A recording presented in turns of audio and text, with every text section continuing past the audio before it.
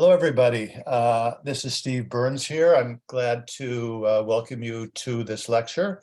Last year, we published a small book called Untermyer Gardens Forgotten No More. It was sort of on the occasion of our 10th anniversary of active work in the garden. And there are a number of images in there, but I thought maybe what I would do is take the idea from that book last year, expand it quite a lot, put in a lot more images and include one more year. So without any further ado, let's go into the images. There were great gardens in America at the early 20th century. That was really the golden age of those gardens.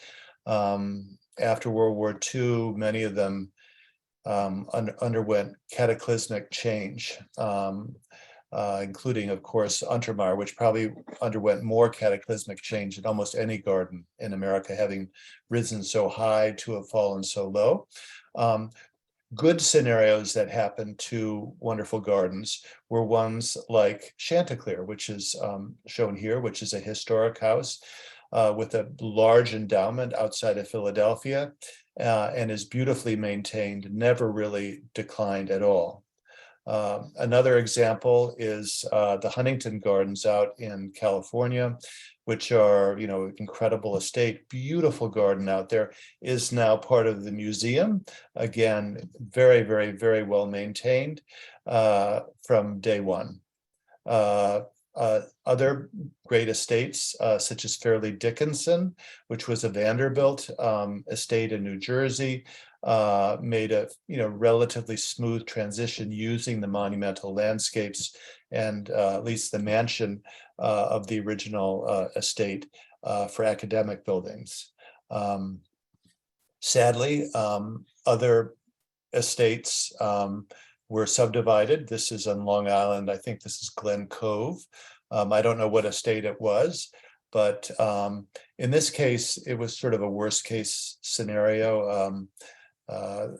Everything was pretty much lost. So in that respect, Untermyer was probably blessed because although a lot was sold off and some was destroyed, a fair amount sort of just hung in there, but went into radical decline, but still was there when I started the Conservancy 12 years ago.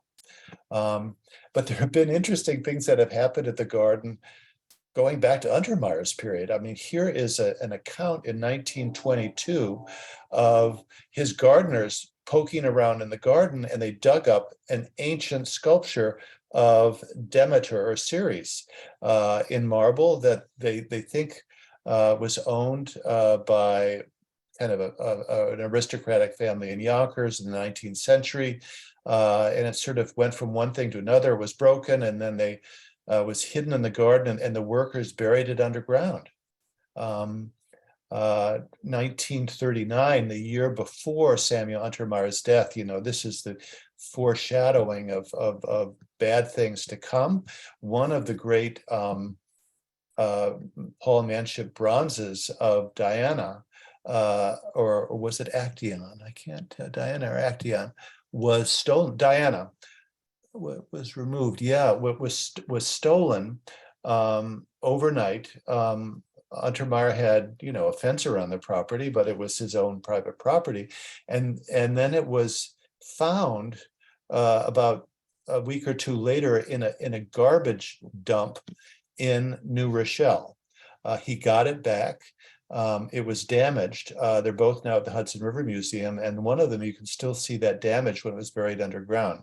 So there've been a lot, number of sort of interesting things taking place at the garden. One of the worst notorious things that happened was David Berkowitz, who was the son of Sam in the 70s, lived about a mile or two away.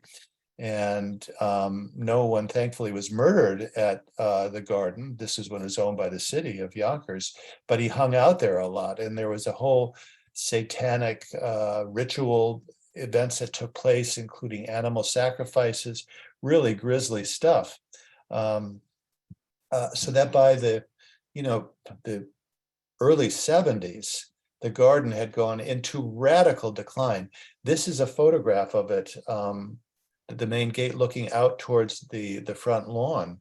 And thankfully, there was a big movement in the mid-70s to try to restore the garden. So a lot of the stonework was replaced, but sadly, a lot of it didn't really hold very well. It wasn't well maintained, and the garden went back downhill again during the 80s and 90s. But it was that crucial work that was done in the 70s that kept the property alive. It was in such bad shape that had that not occurred, the whole thing likely would have been torn down and just turned into a football field. So really, Untermyer sort of in the 70s, I think looked, not dissimilar to Angkor Wat. I mean, you go into I haven't been there to Cambodia, but this is what it looked like, this just overgrown jungle. So we all know Samuel Untermyer was a very exceptionally successful lawyer, a brilliant investor, became fabulously wealthy. He wanted to create the finest garden in the world. In 1916, he bought this estate in Yonkers from the estate of Samuel Tilden, who was a governor of New York, ran for president of the United States, and lost the election through the Electoral College. But this was Untermyer's, country house. Ultimately having 150 acres, but his city house was here. So now we're looking at 5th Avenue and 53rd Street on the east side of 5th Avenue. On the left, you can see the St. Regis Hotel towering over, but look at who Untermyer's, so where that automobile is, his house was right behind that. But look at his neighbors to the left, Cornelius Vanderbilt. The next one, Levi Morton, who's governor of New York. And the next one, Harkness, great oil tycoon from the Standard Oil fortune and benefactor. His son was benefactor of Yale University. So this is where he lived in the city until he sold the house and then later bought an apartment on Upper 5th Avenue in more of a high rise. This is what the Greystone looked like when he bought it. Again, here is that famous article from a Baltimore newspaper calling it America's most spectacular garden. And this is the plan of the garden. What was interesting, where it says Persian garden, which we call the walled garden, in front of it, which would be to the left of it, where there's now an open lawn, was a battery of greenhouses, which you'll see in a second. But off of the Persian garden to the right is the long vista going down the stairs. To the right of that were 6 color gardens. At the bottom of the vista at the overlook, to the right of that was a rose and dahlia garden, which went over to the vegetable gardens or Italian gardens. Below that, further down, is the gatehouse. We'll see that carriage trail sweeping up through the property. Then by the mansion, which is on the left, right near it was the Temple of Love, which we shall see, as well as the Rock Garden and Sundial Garden.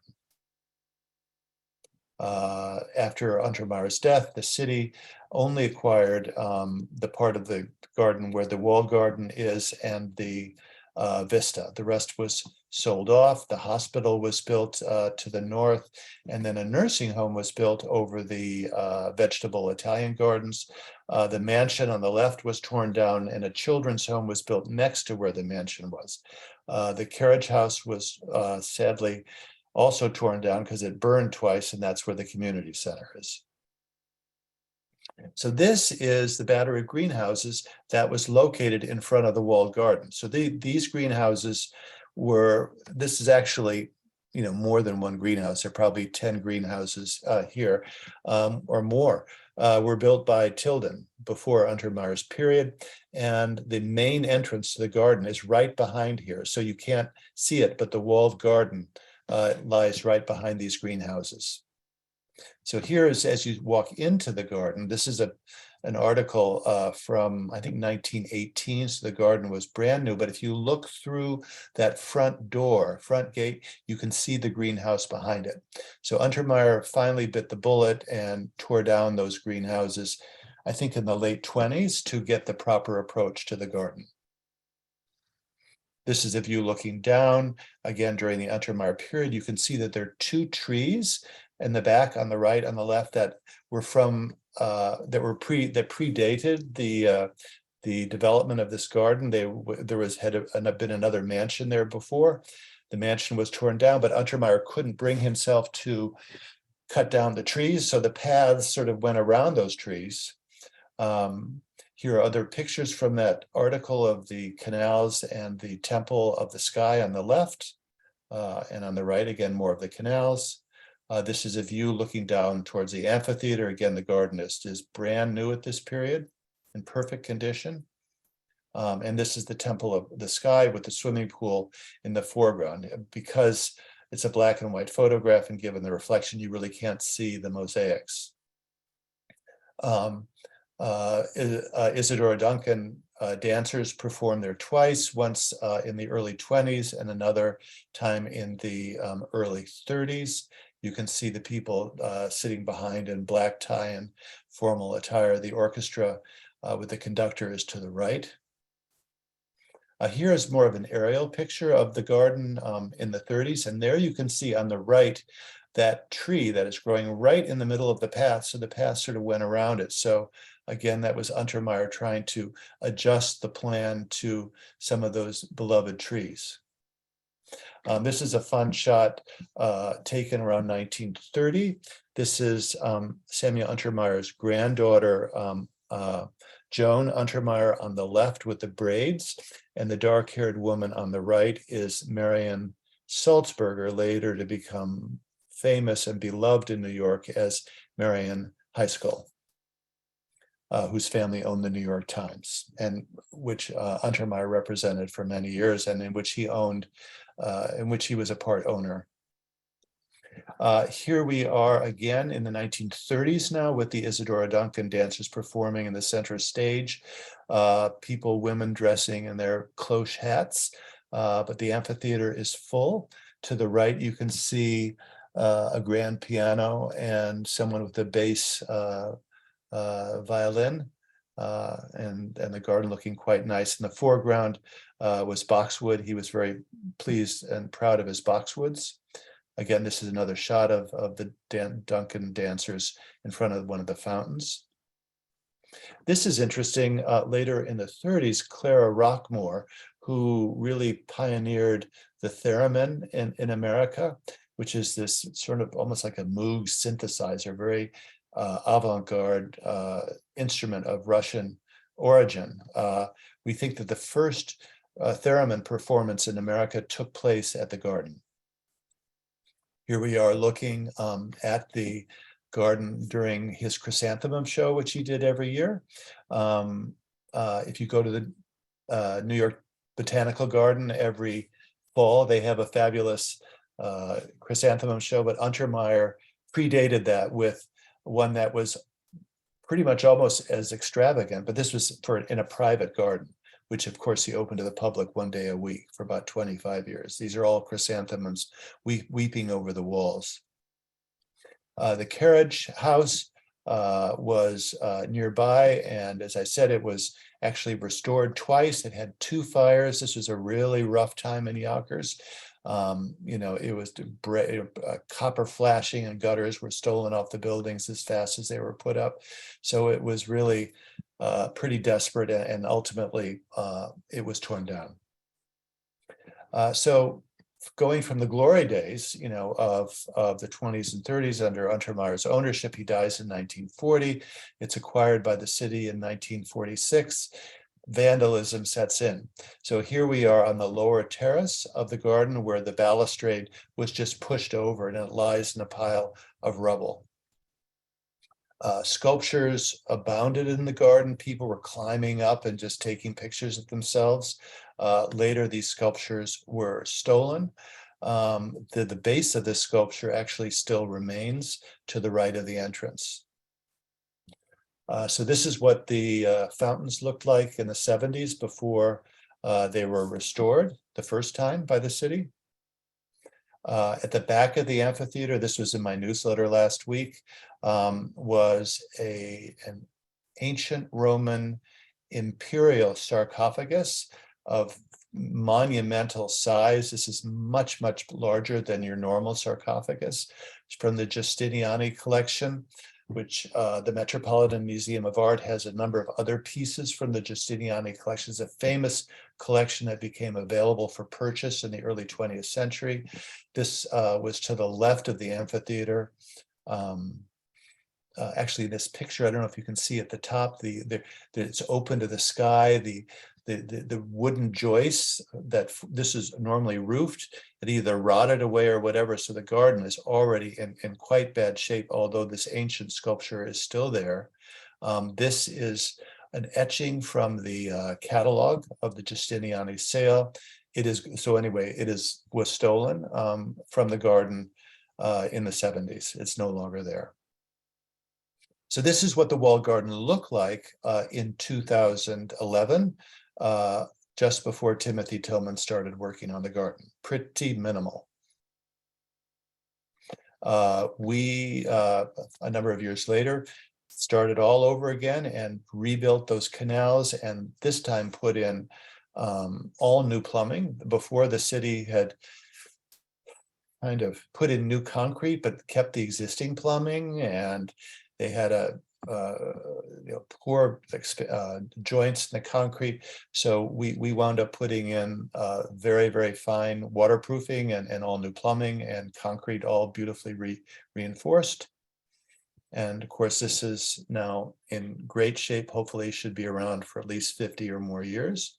Persian gardens are tough to maintain. I mean, they are, no doubt about it. There's a lot of architecture, a lot of plumbing, a lot of things that can go wrong, and a great many Persian gardens in the world are kind of a wreck. So I like to say that Untermyer's Persian garden is probably the best preserved and best planted Persian garden in the world.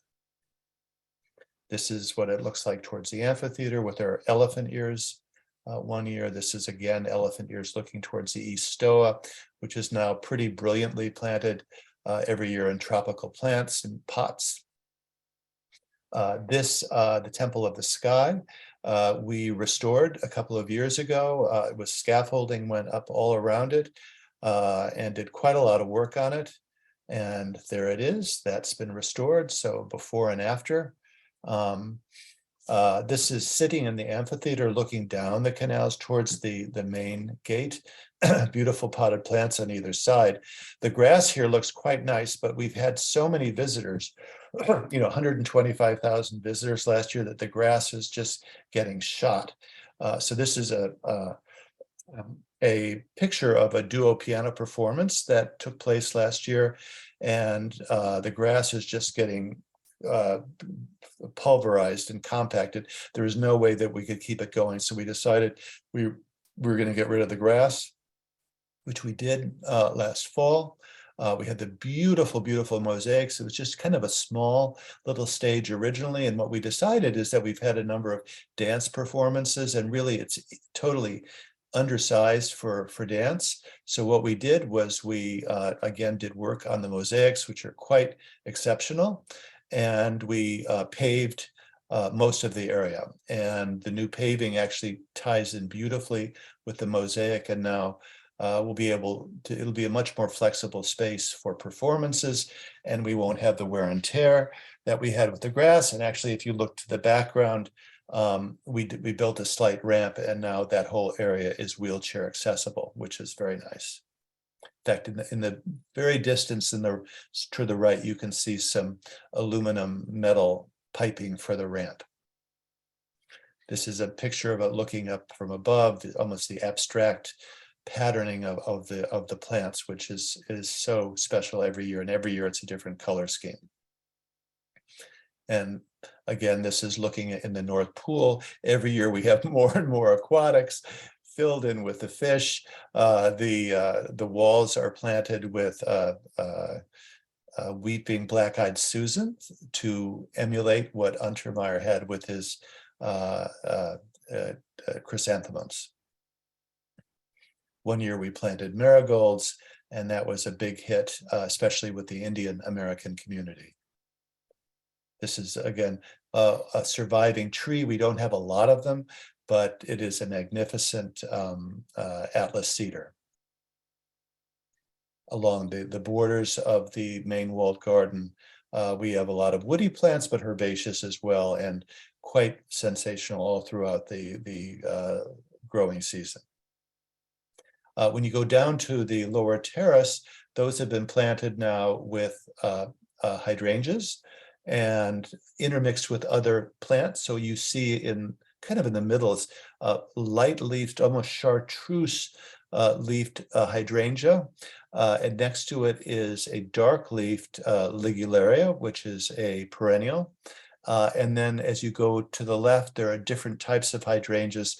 The next one has these sort of mottled leaves of green, cream, and yellow.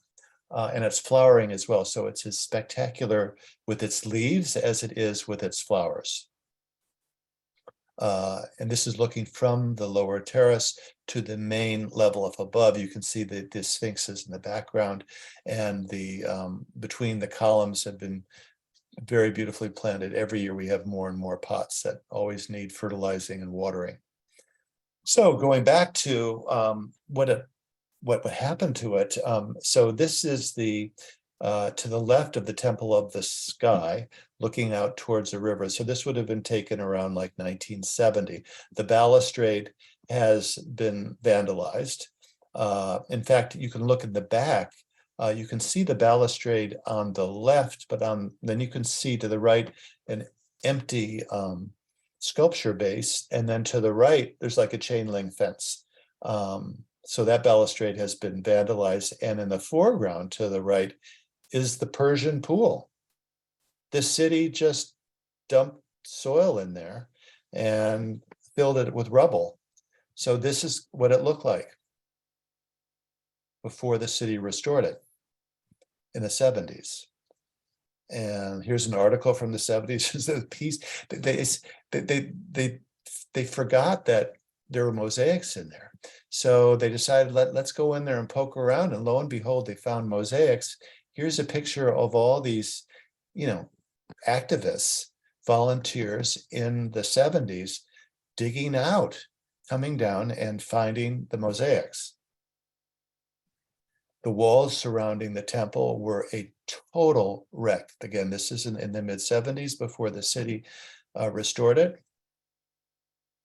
This shows all of the mosaics that the city put in at enormous expense in the 70s. And what did they do? They put these mosaics on over the original substrate, which was crumbling cement, concrete. So basically those mosaics, which should have lasted for a long time, came up, started falling apart almost immediately. This is what it looked like briefly when it was restored. All of the facing on the temple was new plumbing, new lion's heads, looked great for this picture. But then within weeks or months, people are going swimming in there. I mean, there was like no law and order, no enforcement of rules, no lifeguard, no fence, just sort of chaos. So this was, sadly, an indication of what was to come. Then moving on to the stoa near the pool at the north end. This is back in the 70s. It was all falling apart, so they had to put in all new stairs, a new roof, and here they were making new columns out of marble, beautifully done. Those remain, at least. The mosaics are a wreck.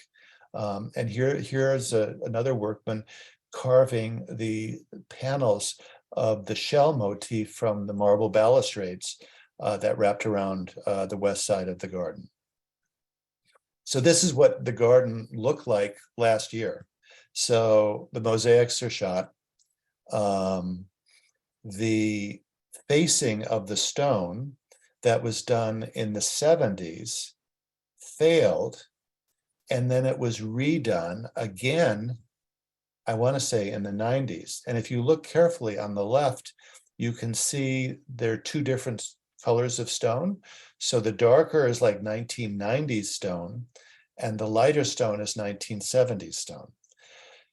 So I think that we have a problem with the detailing that I'm hoping to look at, because we can't be replacing the stone every 20 to 25 years, but I think water is getting behind it, and it may be a construction related flaw from day one.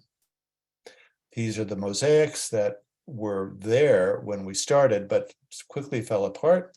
So now we're doing a massive reconstruction of it now. This is a picture that was taken several months ago.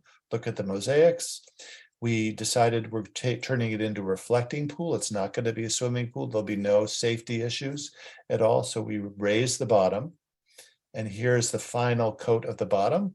We're going to heat the water so that it will never freeze. That was the primary enemy of the mosaics, was wintertime, water getting under there and buckling the mosaics.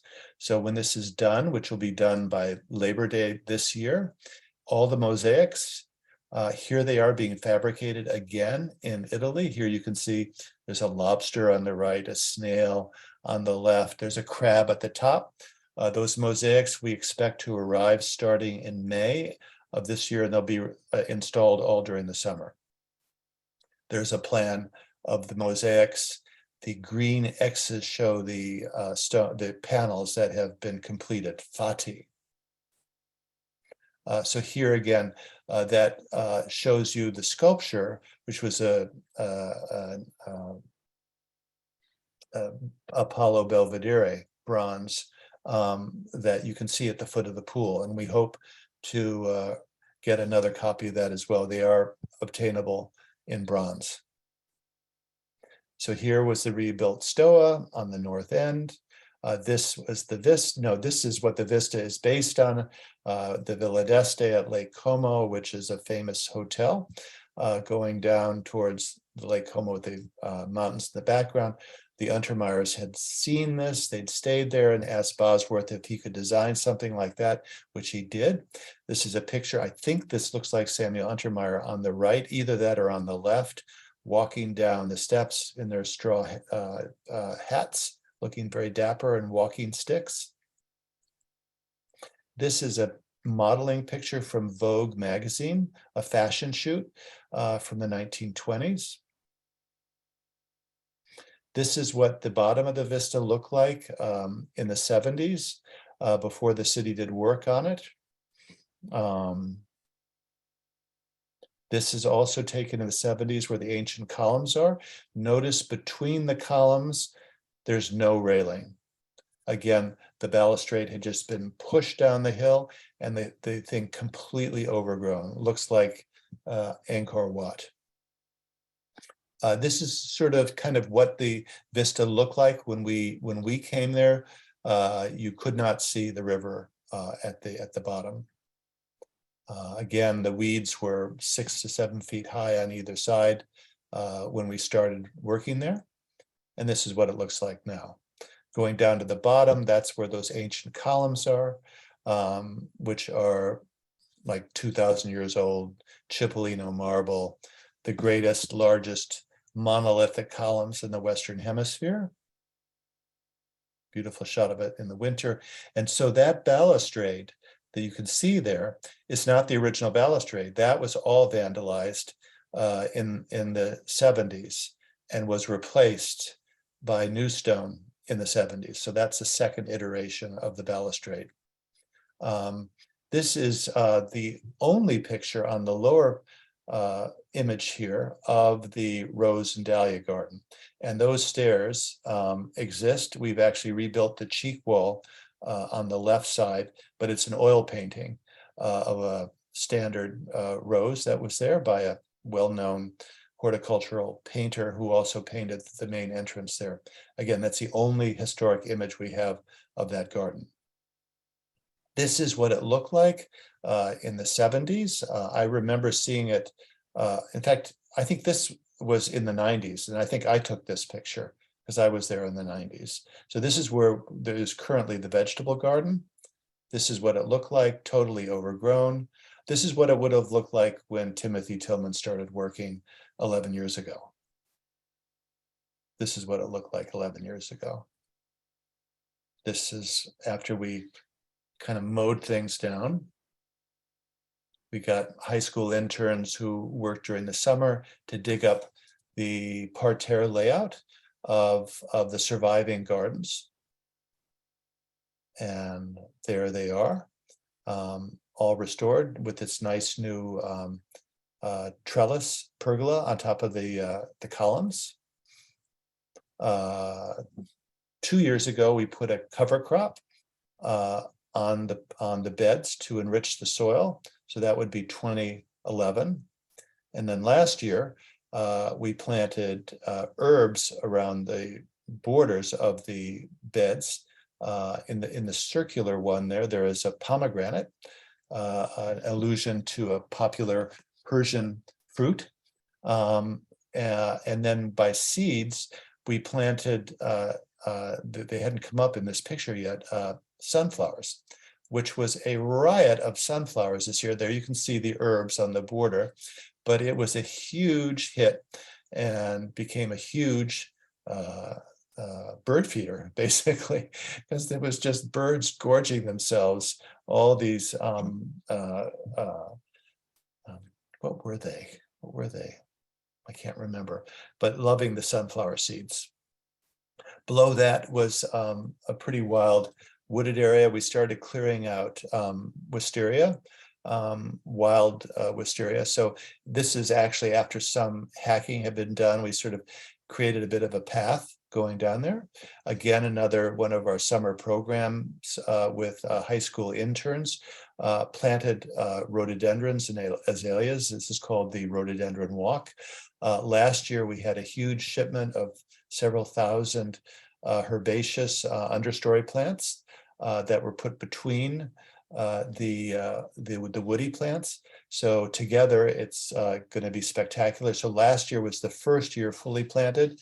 This year will come out even more thickly, and then the following year should be really, really terrific. This was the further gardens that were called the vegetable gardens or the Italian gardens.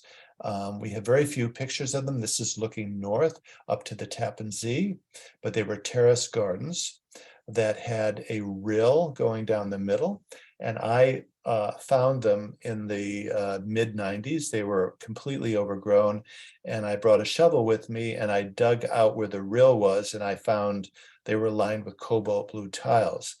At the bottom was a semicircular projection with a circular fountain in it that sort of completed this series of terraces. And in the foreground, you can see those piers, rhythmic piers, and you'll see them in a moment.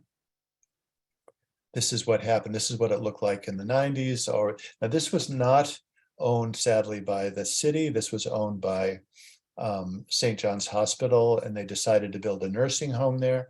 I got involved in an effort to try to persuade them to save some of the Italian gardens, but was unsuccessful. So this was all kind of destroyed. This is again what it looked like back then in the 90s. This is a picture taken of one of there were all these white marble fountains and white animals' heads that fed each of the rills. This picture was taken, I believe, in the 60s.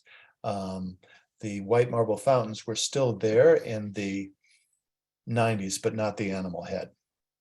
So this picture actually was taken recently. So the top terrace survives. Those there, you can see the piers on the left, but the nursing home destroyed all the other terraces. So those are gone forever. Those will never get me back. And what's amazing is behind these piers, so this is all kind of very geometric, regular going down with these rills and terraces and stairs. And then behind it was another version, if you know the Temple of Love, of these huge boulder-esque man-made element, which is here, which had paths going around it.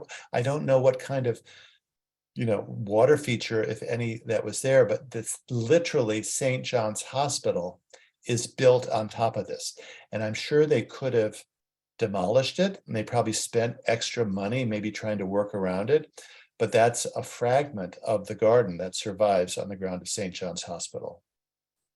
As you look down from the ancient columns, was the gatehouse, which had been the subject of many fires and animal sacrifices and drugs and, mattresses and syringes and graffiti all over the place. So pretty rough place. This is what it looked like when we started. Again, what it looked like when we started, you could barely see it.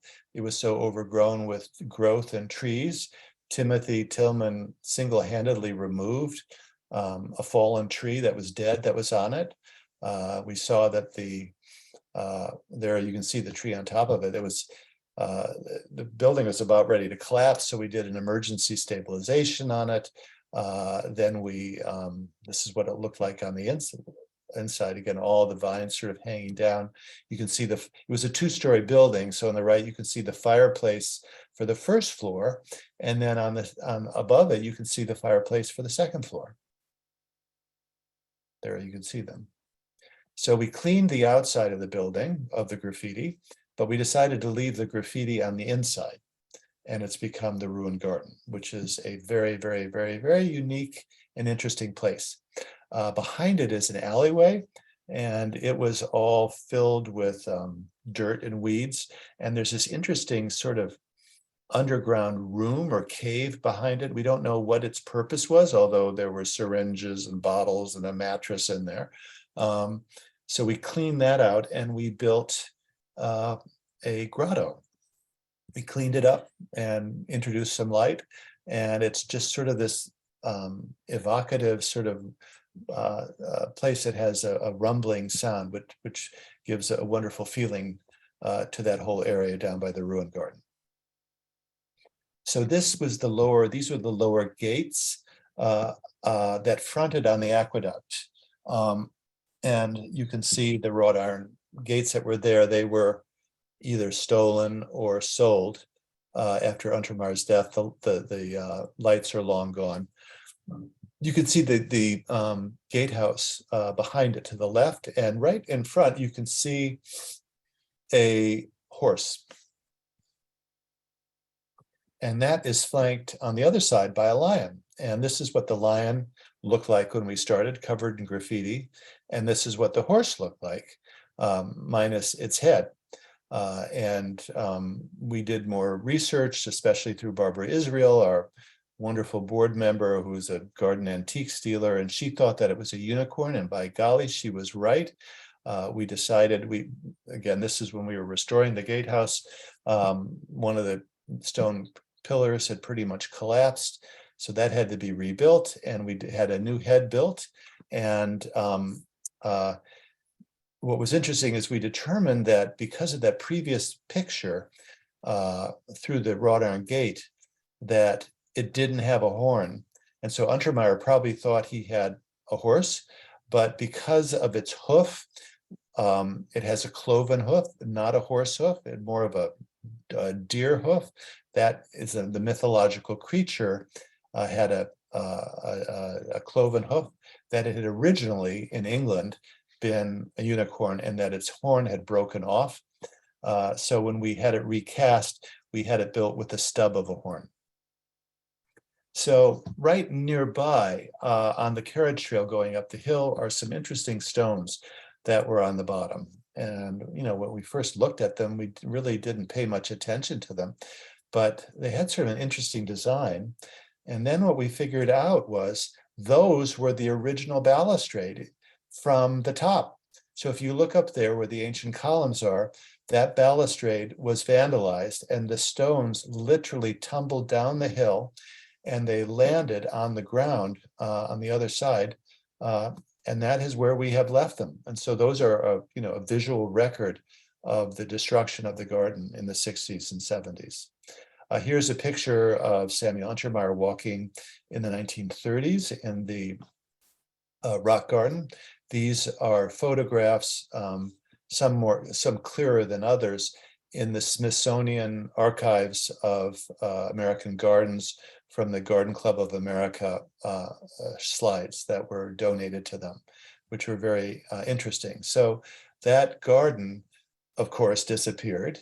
And when we started work in 2012, 2011, this is what it looked like. And Timothy was out poking around one winter before the leaves came out, and he discerned a pattern of stones that he said, I think there might have been a garden under here. Actually, if you look to the left, you can see some rusted out kind of inexpensive pipework. That was the entrance to the sundial garden. More on that in a moment. So again, back to the Smithsonian pictures. This is what the rock garden looked like back in the 30s, with this funny sort of column with a gnome on top of it. Here is that bench that we actually discovered after Timothy identified the location, and that triangle is where that column was. Again, this is a picture of the rock garden with the tumbling water going down. This was not massive construction. This was lighter weight, built later in the histories of the garden, probably in the 20s. This is after we dug it out. This is after we put the hardscape in. So we put the rocks back, waterproofing, new pumping, new water lines. And this is what it looks like now, beautifully planted, looking out to the river with the Temple of Love in the background. Nice, beautiful, beautiful shots. So this is what the Temple of Love looked like 11, 12 years ago. It was pretty overgrown. Here's a picture of me looking very youthful about 10 years ago. Someone took a picture of me. I would take just a couple of people out.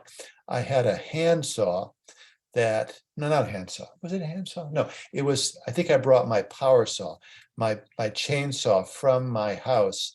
And I'm walking on city property, and there was a tree that fell down that blocked the entrance to the Temple of Love. And I myself cut that tree, which you can see there, so that people didn't have to jump over the tree trunk, but it was all overgrown. Then when you were at the top of the temple looking down, this is where there had been an open garden going down in cascades. It was all similarly, it's sort of the similar look that Untermyer looked like back in the day.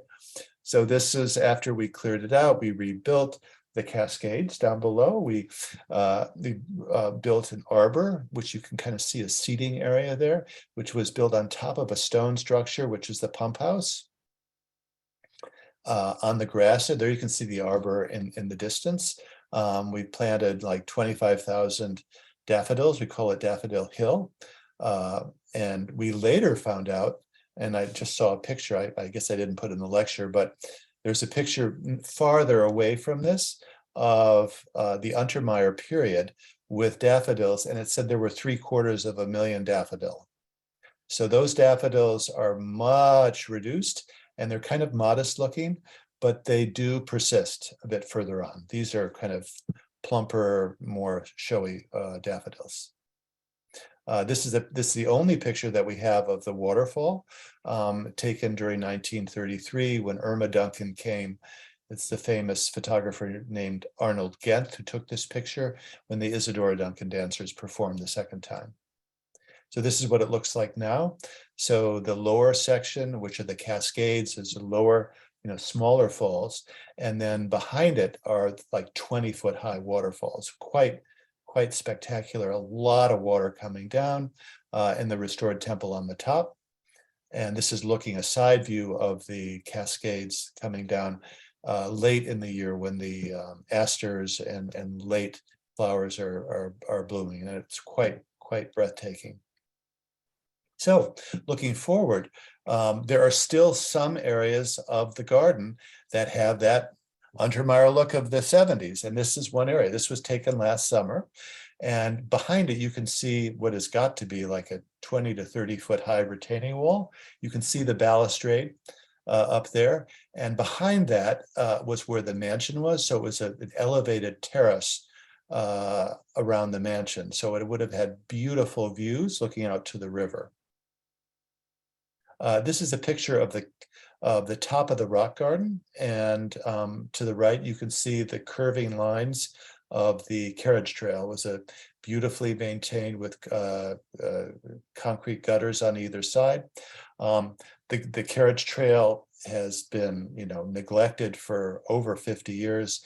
And with increasing rain events and all of that, it's becoming a real problem with erosion. So we are now finally biting the bullet. And I, hate to be spending a lot of money on streets, but we just have to do something. And I guess the silver lining of this is when the carriage trail is finally restored, and it's about a mile long, it's like a gigantic wheelchair ramp. So it will actually kind of help bring accessibility to almost the entire garden, because the garden is on a huge slope. So this is what the carriage trail, the bottom part, looked like before Timothy got out his chainsaw, which was much more powerful than mine. This is after he had cleared it. So this is what it looked like before. That tree there in the middle, you can see there's the same tree again. You can see on the right is the aqueduct, and you can see is our deer fence, about a mile-long deer fence. So we've enclosed about 28 acres of area, and we may be the largest publicly owned land in Westchester County that is deer free. And so we have great ambitions for our woodlands, especially. Of course, the gardens go without saying, you can't have deer there, but to be able to really to convey what a native forest looks like that hasn't been decimated by deer will be quite fine. The only other really great example, and it is a great one, is at the New York Botanical Garden. And because it's in the Bronx, there are no deer there. So we will be the second great forest after them. As you go up the carriage trail, sadly, you can see other areas that are going to need work in the future. Just walls that are collapsing. I mean, this is collapsed in the last year. Here we are, the gardeners digging up the carriage trail. This was taken, I don't know, 2 months ago, revealing the concrete gutters that were there. They're in pretty bad shape, but we're going to try to keep as much of it as possible in order to save money. In a beautiful area in the south west quadrant was a ruined circular fountain. And it's an interesting area because it's kind of like a dell. It is like a little valley that on three sides kind of has a rise of the land, and the fourth side looks out toward the river. So even though I'm showing future projects, this project actually was completed last year. So we rebuilt that fountain, and it looks great. And there you can see the carriage trail behind it. The river is sort of beyond that. So what this anchors, this whole area, is the future stumpery.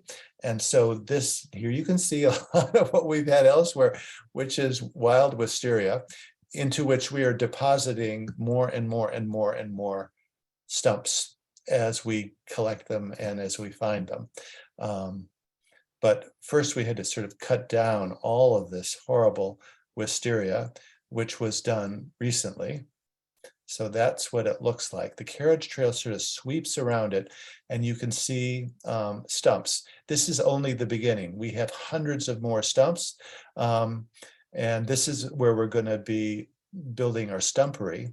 This is, I think this may be at Highgrove, at Prince Charles or King Charles Estate in England. He built a stumpery, which are an English invention, where you take these tree trunks and you plant them with ferns and hostas and hellebores and mosses and native plants, and it's a shady, magical place, and rocks. And we are going to have the best stumpery you ever saw, and maybe the biggest one. So if you have any extra stumps, bring them by. So that's what King Charles, of course, got the best stumps imaginable. And this is a rendering of one of his, which is actually an archway. Imagine getting, this would be like a giant sequoia stump as a tunnel. So this is just another sort of thing that would be nice. If someone wants to give us a nice gift. There is an exposed rock cropping that had a couple trees downhill from it. And I thought, I wonder if we cut down those trees, will we get a great view? Well, we did, and we did get it, this spectacular view looking down the Hudson River. And I'm hoping one day that we can build a rustic sort of Adirondack style gazebo there, like you see in Central Park, with bark, the columns made out of bark-lined logs. So the meadow is below the lower terrace, adjacent to the vista. If you look at this picture to the right, you can see a little bit of masonry, and those are the walls of the vista. When we started work there, of course, nothing had been done here for 50 years, and very, very overgrown. We had this beautiful Korean dogwood in the foreground, which we kept an Untermyer tree. Sadly, there was a copper beech on the left, which died of the blight. And there were some other weedy trees that we cut down. And here you can see the Palisades sort of in the background. This year will be phase 1 of planting, starting at the top, working our way down. This will probably be a 5-year effort. So phase 1, the top of the hill; phase 2, the area in the switchback confines of the carriage trail, which wrap around, and then phases 3 and 4 as you go down. Phase 4 will be the most difficult because it's completely infested with Japanese knotweed, which will require a Herculean effort to get rid of. So here's the sundial. So I think that this was originally a circular garden that was not a sundial, that went back to the 20s, because I saw an aerial photograph showing a circular garden in the 20s. And I said, what was this? Because we knew that the sundial had been built, I think, in 1937. We saw an article about this. There was a gnomon made out of evergreens and the Roman numerals and the flowers planted and the wedge shape and all of that. And I think that what happened, Untermyer kept tinkering with the garden and wanted to have the biggest this. This is advertised as the world's largest living horticultural sundial. And so he just repurposed a previous garden that was there. We have decided to rebuild the sundial, but not where it was, because where it was way too close to the rock garden and they were just banging into each other. So Timothy identified another spot a little further back where looks to be a nice rock outcropping. You can see a bit of it, but once we pull away the soil and the roots, we hope to have a lot more rock there. And that will be quite a spectacular feat when it's done. Some of you may know this fountain. It's the Dancing Maidens with its beautiful stone base, also called the Untermyer Fountain. It is in the Conservatory Garden at Central Park. The Untermyer children gave it to the city of New York in 1940 after Sammy Untermyer died. And so it was removed from Yonkers, brought down to the city, but the location of the fountain in front of where the mansion was, the marble coping stones remain. And here they are. So you can see that circular, that was the fountain, the basin that held the Dancing Maidens.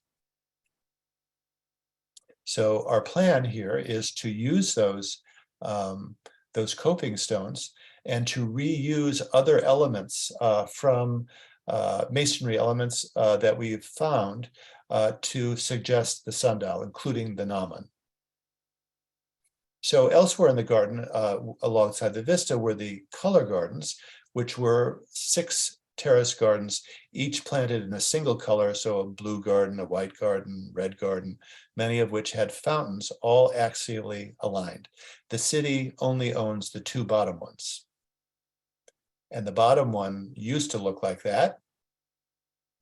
When we started work 11 years ago, the bottom one looked like that. This is looking down at it.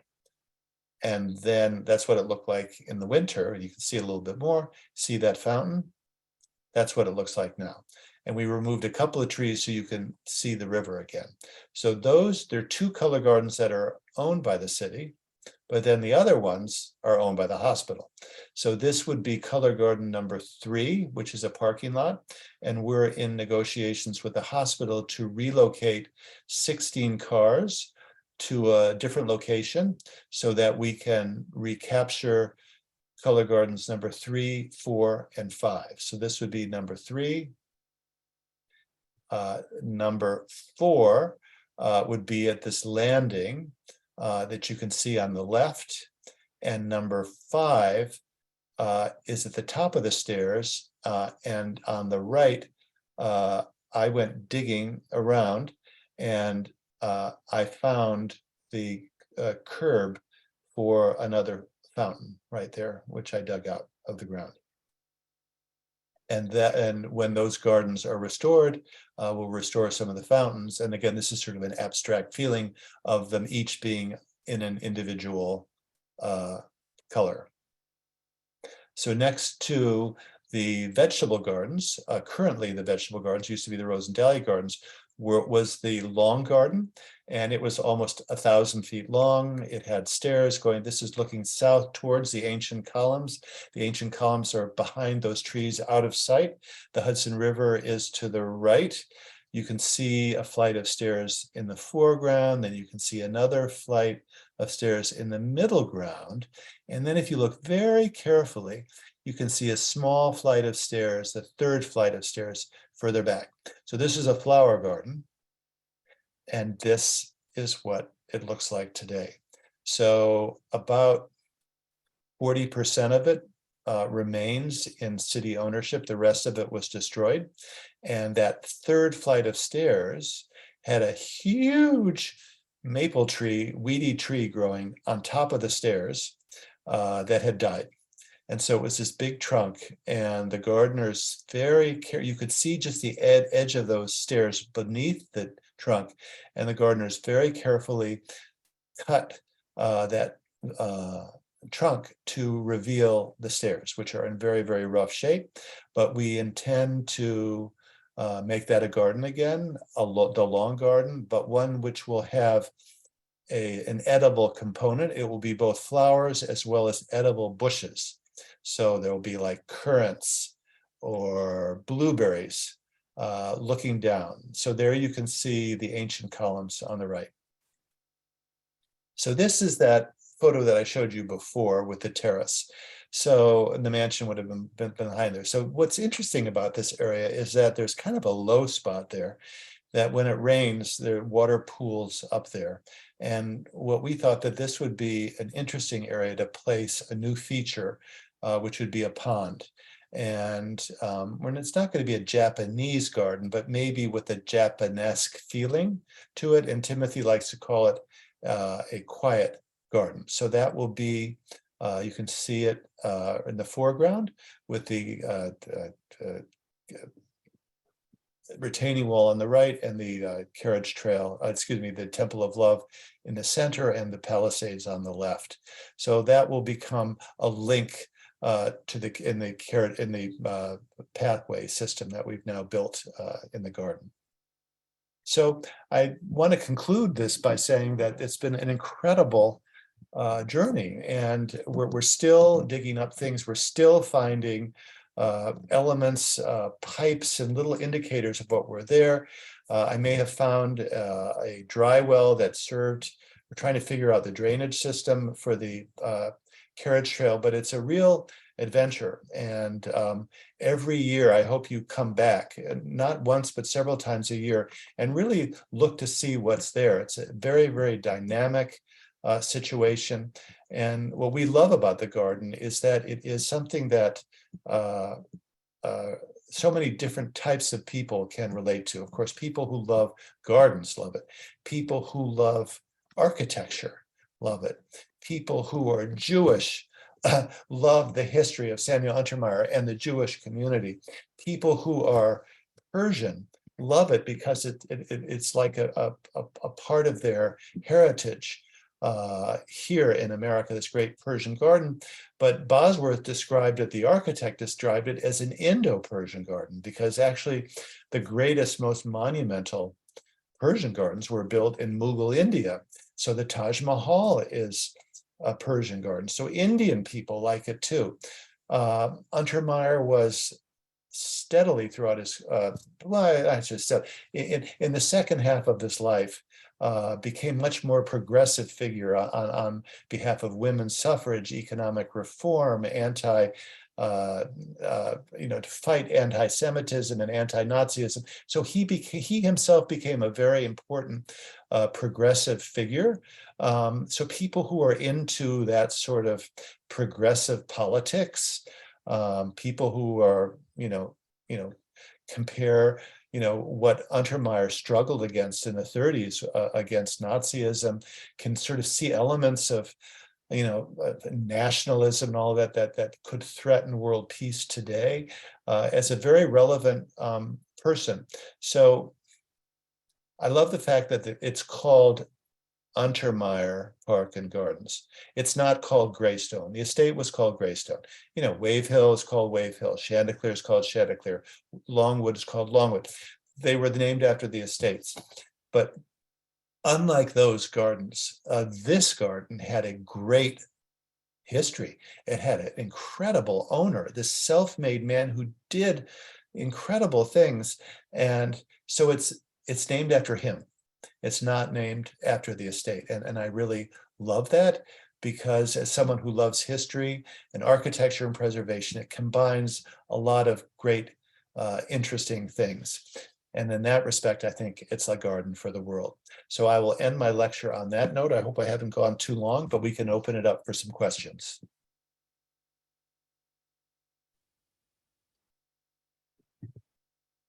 Thanks, Steve.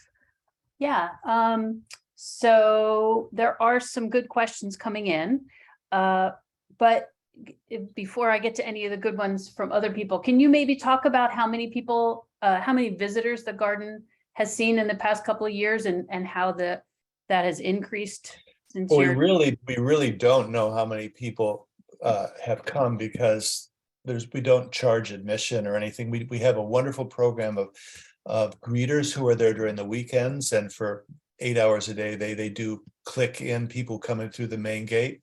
But during the weekdays, Monday through Friday, there's nothing. So during the illumination, we know. So it's an educated guess, but the numbers just are growing exponentially. I mean, I remember when it was like 50,000, then it was 75,000, we thought it was 80, then we said 100,000, and last year I think it was 125,000, and I think that's conservative. It being a free, there's no admission charge, so a lot of people come because it's beautiful, it's great, and it's free. Absolutely. So one person asks, what's been the most exciting discovery since you've started? Well, I think that Timothy's discovery of the rock garden was pretty major. That was, again, totally concealed. Other elements we sort of saw that we sort of kind of knew. What we decided to do with the ruin garden, again, that there is that ruin building, but we had no idea what we were going to do with it. So these things sort of just come to mind. It's like the stumpery. What are we going to do with that? There wasn't anything there historically other than this little fountain. So I think, it's going to really animate that whole place and become a real destination. So I think the creative things that happen, not only in restoration, but sort of new elements, have been extremely exciting for us. And someone asks, did the family actually swim in the pool, the Persian pool that's now undergoing restoration? I don't know. There was a deep end, there was a shallow end. There was no ladder that we could see. And that all I can think of is that maybe there was a wooden ladder that rotted away or disappeared, but it wouldn't have been easy to get out of. But it was definitely designed as a swimming pool. I like to say that the two greatest most over-the-top swimming pools in America at this time were the Hearst Castle, which is truly incredible, with an ancient temple there and glass mosaics, and the Untermyer pool. That would be the other one. And Untermyer was actually stone mosaics. So I think our mosaics are actually even more magnificent than those at Hearst. Hearst, of course, never went downhill. It's been pretty spiffily maintained forever. So we're starting from a pretty low point, but it's going to look pretty good pretty soon. A couple of questions about sculpture. Is there any chance of returning sculptures to the garden? Well, I mean, if someone finds that ancient one that was stolen, that would be incredible. Again, the bronze Apollo Belvedere. I mean, China makes reproductions of things that are quite inexpensive. So we can get a bronze Apollo Belvedere. There was a Farnese Hercules. Again, these were Untermyer had some ancient sculptures there, one of which was sold at auction, we know, and then the other one which was stolen. But he also had reproductions. So there was a marble Farnese Hercules. There was a bronze, he's called the Boy Runner. I think we would like to get some in time, that's for sure. Timothy would be thrilled if we could get the Diana and Actaeon, which are the two manship sculptures, which are now at the Hudson River Museum. Whether the manship estate would ever allow new ones to be cast, that would be spectacular. They flanked the amphitheater, so that in the amphitheater, there were the two sphinxes by manship in marble, flanked by the bronze Diana and Actaeon. Would be great. I think the Diana, a period one that was actually cast by manship, sold at auction a couple years ago for like $1 million, and we don't have that kind of money.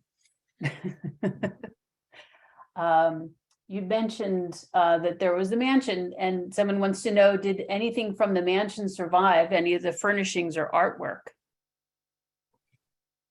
A lot of it was auctioned off. So yes, I mean, all the furnishings, it was Park Burnett. So, it's Sotheby's, it was called, before that, Sotheby's Park Burnett, and before that, it was just called Park Burnett. So Park Burnett auctioned off, tapestries, sculptures, furniture, rugs, stained glass, wrought iron, paintings.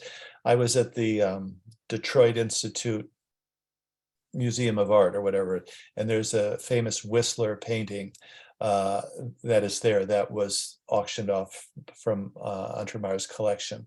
So those were auctioned off, as were like I mentioned, there was an ancient Aphrodite, that a marble sculpture that was auctioned off. Someone's curious about the original acreage of the property and the current acreage. So it was 150 acres, went all the way down to the river, and it included all the land across the street where there, probably hundreds of garden apartments and some apartment buildings. So there was 150 acres. When Untermyer died, it was reduced to 16 acres. The mansion was torn down. There was a hospital built to the south, which was called the Cardiac Hospital. There's a hospital built to the north called St. John's Hospital, and a huge development parcel. But thankfully, our wonderful board member, Nortrude Sparrow, was a critical person in the late 90s in getting a development parcel, which was in bankruptcy, back into municipal ownership and dedicated parkland. So it went from 16 acres to 43 acres. So that's a nice number of acres. Yeah, and that's kind of a good segue into what I think would be a good final question, which is, how did the Conservancy actually get started? Well, I started. I started it. I lived in Yonkers in the 90s, and I discovered it, was very interested in it, but I didn't know, 1% of what I know now. But there was that thing about the the Italian gardens where the hospital wanted to build the nursing home. And I just thought that was a disaster. And so I tried to lead a civic protest on it. And I actually debated the president of the hospital, Jim Foy, on cable television, point and counterpoint. And of course, he had all the cards that he owned the land, the hospital owned the land. It was as of right zoning. There's nothing we could do about it. So despite my best intentions, that was destroyed. I wound up moving to Riverdale in the Bronx, where I am now. I got very involved at Wave Hill. I was on the board of directors at Wave Hill for 10 years. I love gardens. I'm an architect. I love historic preservation. And I was at a party in Yonkers with some friends, and a friend said, "Oh, Steve, they've turned on the fountains at Untermyer Park." And I'd never seen the fountains on because they hadn't worked in 10, 15 years. And so I went there in 2010, and it kind of blew me away. And I got to thinking, wow, this is a great project. It combines my love of gardens, my love of history, my love of architecture, my love of preservation. So I decided to start the Conservancy, and I ran it out of my architecture office in the city for like 4 or 5 years. And I would hired Timothy. He worked there alone for a couple of years. I would visit him on weekends to see what had happened. He worked, I think, Tuesday through Saturday. And then we got a second gardener, then a third gardener, and on and on. And I eventually left my architecture firm and worked full time at the garden. And it's a great project, an incredible new project, new chapter in my life, having been an architect for about 35 years. All right, thanks, Steve. Lots of kudos coming in. I think we've gotten to most of the main questions. I'll answer a couple of the ones that are more specific or easy. But other than that, I think we should finish up. Great. Well, thank you everyone for coming, and hope to see you at the garden. It's a great place.